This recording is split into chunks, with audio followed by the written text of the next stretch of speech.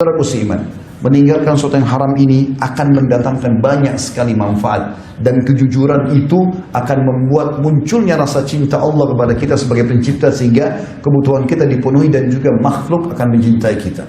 Dinukil sebuah kisah nyata bahwasanya ada seorang anak muda di Mekah. Anak muda ini kehidupannya miskin, tapi dia orang saleh. Pada saat dia keluar dari Masjidil Haram, dia temukan ada sebuah kantong berwarna biru tergeletak di tanah. Maka dia ambil benda tersebut lalu dibuka sama dia. Ternyata dalamnya ada batu zamrud berwarna biru. Kemudian dia pun naik ke atas sebuah batu yang cukup tinggi, lalu berteriak dengan suara keras, "Wahai muslimin, saya telah menemukan kantong ini. Siapa pemiliknya? Ambillah." Saking jujurnya orang-orang pada saat itu, saudaraku seiman, tidak ada yang datang mengaku. Orang semua pada lihat, karena di depannya banyak pedagang-pedagang, tidak ada yang mengaku. Dia ulangi 2 kali, dia ulangi 3 kali, sampai 10 kali diulangi, tidak ada yang mengaku kalau itu barang dia. Lalu anak muda ini kebetulan dikenal oleh masyarakat sekitar Masjidil Haram. Lalu dia mengatakan, andai saja ada yang mengetahui pemilik ini, tolong tunjukkan rumah saya. Yang terjadi, saudaraku seiman, setelah anak muda ini pulang ke rumahnya, tidak lama kemudian datang seorang bapak tua atau kakek tua, naik ke batu yang sama dengan hikmah ilahi. Kemudian dia mengatakan, "Wahai muslimin, saya kehilangan kantong berwarna biru. Siapa yang menemukannya, saya akan memberikan kepadanya 500 dirham." Maka ada satu pedagang datang kepada dia mengatakan, "Hai bapak tua, tadi sebelum anda naik ke batu ini, di batu yang sama ada seorang anak muda yang kami kenal saleh memiliki benda itu. Rumahnya di sana, pergilah ke sana." Ringkas cerita, orang tua ini pun pergi ke rumah tersebut, mengucapkan salam, lalu menanyakan tentang benda tersebut. Anak muda ini juga teliti menanyakan seperti apa bentuknya, warnanya. Setelah dipastikan memang sama, diberikanlah kepada si kakek tua tadi. Begitu diberikan, anak muda ini tidak pernah tahu kalau akan dibalas 500 dirham. Maka dia pun tiba-tiba dikasih kantong uang dirham tersebut. Kata dia, "Apa ini?" Kata si kakek tadi, "Ini adalah balasan yang sudah saya niatkan karena Allah. Saya ingin memberikan kepada orang yang menemukan permata ini, karena permata ini sangat mahal bagi saya, punya nilai." Maka anak muda tersebut, "Demi Allah, saya tidak niat mengembalikannya untuk menerima balasan. Ambillah." Kakek ini mengatakan, "Ambillah." Terus saja mereka saling menolak sampai akhirnya kakek ini mengalah, dan akhirnya dia mengambil termasuk uang tersebut dan diambil batu tersebut, kemudian dia pergi. Anak muda ini menceritakan kisahnya. Dia bilang, setelah berjalan beberapa hari tentang kasus penemuan batu itu, saya makin sulit hidupnya, susah sekali. Saya merasa saya harus keluar dari Mekah untuk mencari rezeki di tempat lain. Dia pergilah ke Jeddah sekarang, naik kapal, ingin mencari rezeki. Pergi kemana? Ingin menyeberang ke wilayah Afrika, karena Timur Tengah Laut Merah berseberangan dengan Afrika. Di tengah lautan, dia bilang, tiba-tiba kapal kami dihantam oleh ombak yang besar, hancur, semuanya tenggelam. Saya berhasil selamat karena saya berada di atas sebuah papan, potongan papan kayu kapal tersebut. Lalu kemudian terdamparlah saya di sebuah pulau yang saya tidak tahu pulau itu punya siapa atau siapa penghuninya. Dia bilang, ringkas cerita, saya masuk, kemudian saya temukan ada sebuah masjid, dan masjid itu saya lihat sudah lama tidak dirawat. Saya pun membersihkannya. Kemudian mulai saya lihat waktu subuh masuk di pagi hari. Maka dia bilang, saya azan.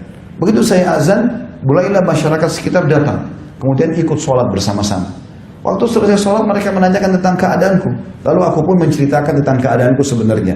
Lalu mereka mengatakan, "Wahai anak muda, sesungguhnya pemimpin wilayah kami di sini itu baru saja meninggal beberapa hari yang lalu. Dia adalah imam kami, dia yang mengurus, mengajarkan kami, dan kami tidak ada yang bisa menggantikan dia. Gak ada yang bisa jadi imam, makanya masjid ini tidak dipakai.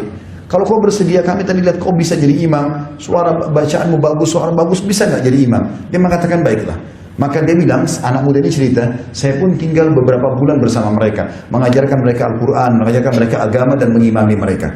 Gak lama kemudian, masyarakat setempat datang lalu mengatakan, 'Wahai anak muda, kami ingin kau menikah dengan salah satu anak wanita terbaik di wilayah kami ini.' Awalnya dia menolak, tapi karena masyarakat mendesak terus, akhirnya dia meyakini, akhirnya dia menerima. Kemudian didatangkanlah anak perempuan tersebut menggunakan cadar, pas duduk depannya dibuka cadarnya dengan penuh kecantikan wanita tersebut, tapi anak muda ini justru tidak tertarik melihat wajahnya si wanita tadi.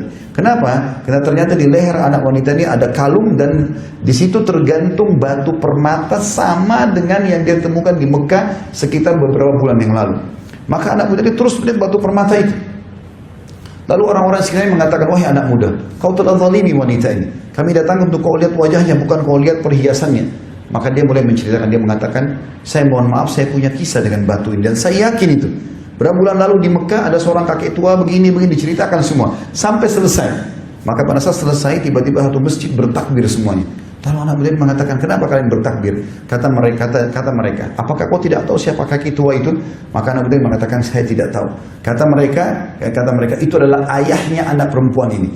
Dan dia pemimpin kami yang kami ceritakan meninggal dan tidak lagi ada yang menggantikannya. Dia waktu pulang dari Mekah menceritakan kisahnya bersama kami. Dan sebelum dia meninggal beberapa hari yang lalu, dia sempat mengatakan, ya Allah, aku tidak pernah menemukan laki-laki sejujur yang di Mekah itu, jadikan dia sebagai jodoh anakku.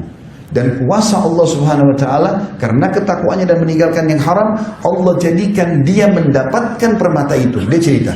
Dia bilang, karena saya kembalikan karena Allah, maka saya menikah dengan perempuan tersebut. Jadi permata itu milik saya sama istri saya. Setelah berjalan pada waktu, kami dikaruniai 2 orang anak. Berjalan sekian tahun, istri saya mati. Maka jadilah permata tersebut warisan untuk saya dan kedua anak saya. Berjalan waktu dengan hikmah Allah, kedua anak saya meninggal. Maka tertinggallah saya bersama dengan permata itu. Saudaraku seiman, kisah-kisah seperti ini terlalu banyak di dalam histori kaum muslimin. Bagaimana orang meninggalkan sesuatu yang haram, Allah ganti dengan sesuatu yang lebih baik. Kemaksiatan sekali lagi hanya akan membuat jiwa itu gundah, ya, hati itu kelam, muka itu gelap. Tapi ketaatan kepada Allah SWT akan mendatangkan kebaikan. Jangan pernah ragu, selama haram tinggalkan. Ingat hadis pertama tadi khutbah saya sampaikan, man taraka syai'an lillah abdalahu khairan min. Siapa yang meninggalkan sesuatu karena Allah, Allah akan gantikan sesuatu yang lebih baik.